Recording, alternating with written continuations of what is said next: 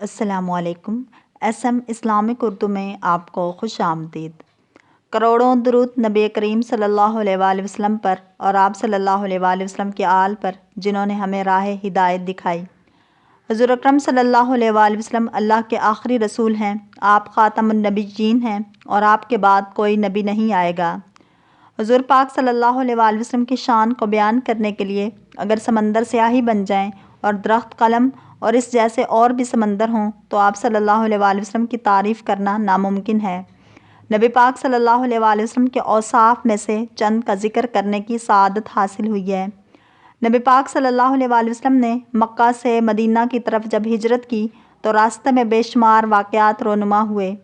آپ کی نبوت کے شواہد و کمالات جگہ جگہ ظاہر ہوئے اور مقدر یافتہ لوگوں نے ان فیوز و برکات سے اپنے دامن کو بھرا۔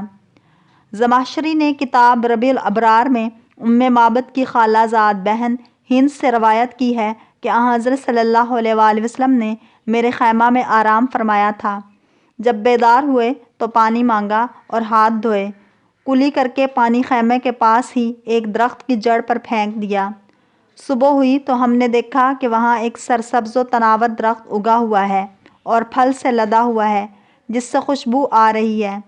اس کا پھل شہد سے زیادہ میٹھا تھا، جسے اگر بھوکا کھاتا تو سیر ہو جاتا، اگر پیاسا کھاتا تو اس کی تشنگی دور ہو جاتی، اگر بیمار کھاتا تو شفا یاب ہو جاتا۔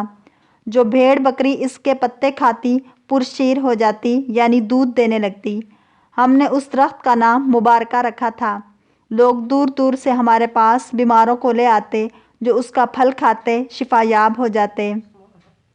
ایک دن ہم نے دیکھا کہ اس کے تمام پتے خزاں دیدہ ہو کر زمین پر آ گرے ہیں۔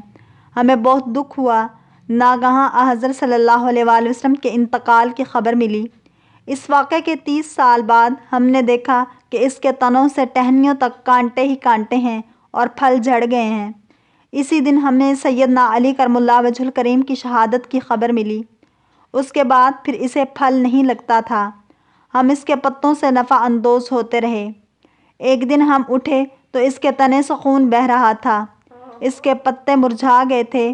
ہم بہت محزون و مغموم ہو گئے۔ ناگہاں سیدنا امام حسین رضی اللہ تعالیٰ عنہ کی شہادت کی خبر ملی۔ اس کے بعد وہ درخت سوکھ گیا اور گر گیا۔ زمخشری نے اس بات پر حیرت کا اظہار کیا ہے، یہ قصہ بکری کے قصے کی طرح مشہور نہیں ہوا۔ کروڑوں درود نبی کریم صلی اللہ علیہ وآلہ وسلم کی ذات پر کہ جن کے فیوز و برکات اتنے تھے کہ ان کے کلی کے پانی سے اس قدر اللہ تعالیٰ خوبصورت اور بہترین پھل پیدا فرماتا تھا۔ اگر آپ کو ہماری اسلامک ویڈیوز پسند آئیں تو لائک، شیئر اور سبسکرائب کریں تاکہ ایسی اسلامک ویڈیوز آپ تک پہنچتی رہیں۔